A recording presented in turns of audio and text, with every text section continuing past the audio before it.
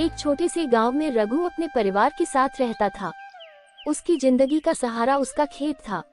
रघु अपने खेत में अनाज उगाता और उसी से अपने परिवार का पेट पालता। लेकिन इस बार सूखे के कारण फसल अच्छी नहीं हुई। ऊपर से गांव का जमींदार बनवारी अपनी जमीन का कर्ज चुकाने का दबाव डाल रहा था। रघु के पास इतने पैसे नहीं थे, इसलिए वह बहुत परेशान था। आप चिंता मत करो, हम मिलकर कुछ उपाय निकाल लेंगे। सुनीता, मुझे समझ नहीं आ रहा कि बनवारी को पैसे कैसे दूं। अगर फसल नहीं हुई तो हमारा क्या होगा। राजू ने पिता की परेशानी देखी। वह और गीता सोचने लगे कि कैसे पिता की मदद की जाए। राजू को एक आइडिया आया। पिताजी, अगर हम अपने खेत में सब्जियां और फल उगाएं तो उन्हें बाजार में बेच सकते हैं। हाँ भाई, मैं गायों के दूध से घी और पनीर बनाकर बाजार में बेच सकती हूँ।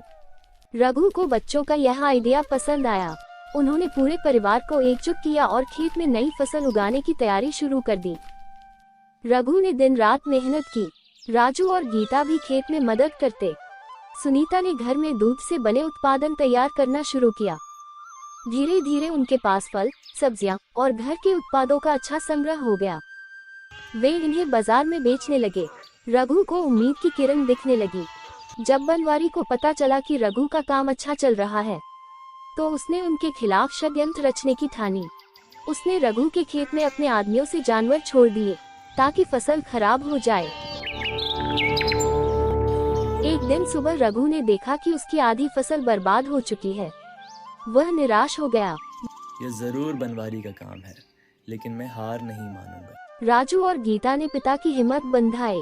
रघु ने अपनी समस्या गांव के मुखिया और लोगों के सामने रखी। सबने बनवारी की साजिश को समझा। बनवारी, यह गांव का नियम है कि कोई किसी की फसल को नुकसान नहीं पहुंचाएगा। तुमने गलत किया है। गांव वालों ने रघु की मदद की और उसकी फसल को फिर से उगाने में सहायता की। रघु ने हार नहीं मानी। उसकी मेहनत और गांव वालों के सहयोग से उसकी फसल इस बार बहुत अच्छी हुई। उसने जमींदार का कर्ज चुकाया और अपने परिवार को एक बेहतर जीवन दिया। मेहनत और ईमानदारी से कोई भी मुश्किल हल की जा सकती है। राजू और गीता ने भी खेती से जुड़े अपने सपनों को पूरा करने की ठानी। सीख: ये कहानी बताती है कि एकजुटता और मेहनत से हर मुश्किल को पार किया जा सकता है।